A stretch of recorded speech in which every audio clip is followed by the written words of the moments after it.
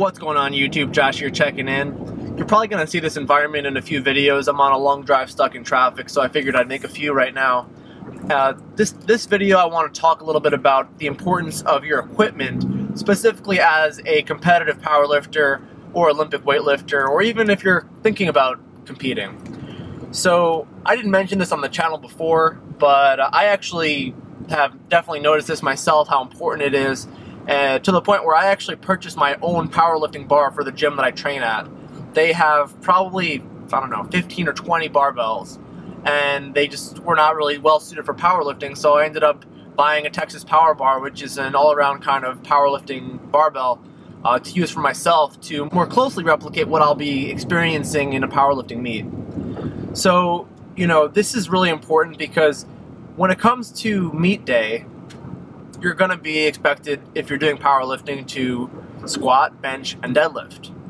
And you should really do your research, depending on what federation you're going to be competing in, to see what kind of equipment they use, what is the height of the bench press that they use, what are the dimensions. All that stuff is available on the internet.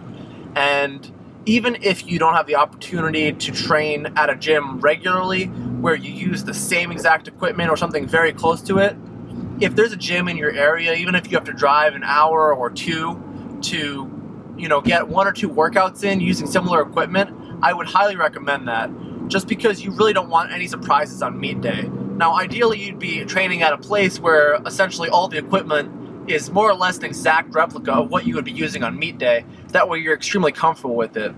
A great example of this, for instance, something that might be really weird for some people, is in the Powerlifting Federation RPS. They use this weird bar for squats. They're the only federation that uses it. I believe it's called a Mastodon bar, and it's about 8 feet long, and I believe it weighs 60 or 65 pounds.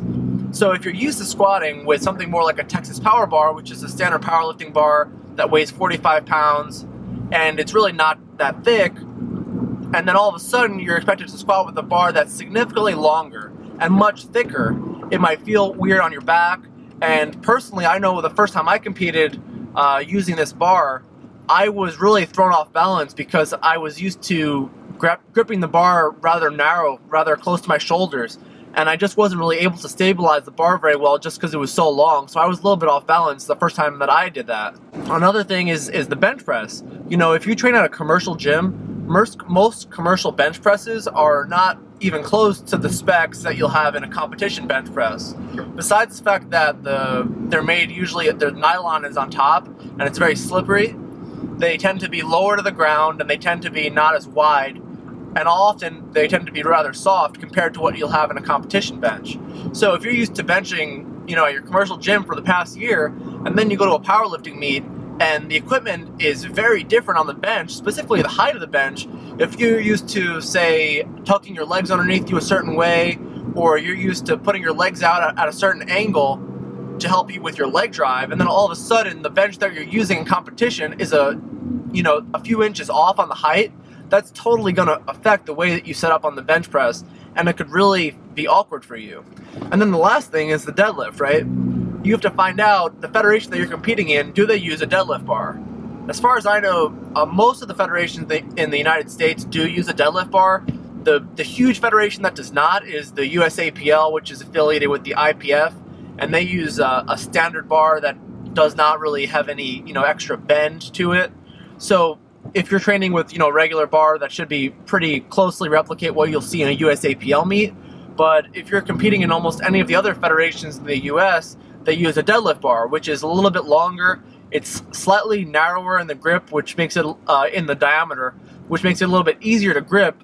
But because it's more flexible, it'll particularly be quite a different pull, specifically for the lifters who are pulling heavier weight, enough for really the bar to be bending substantially. So if you're pulling 500 plus with a deadlift bar, you'll start to really experience the bend in it. And once you start getting up like 600-700 pounds, you really notice that there's a lot of bend in the bar before the weight breaks the floor.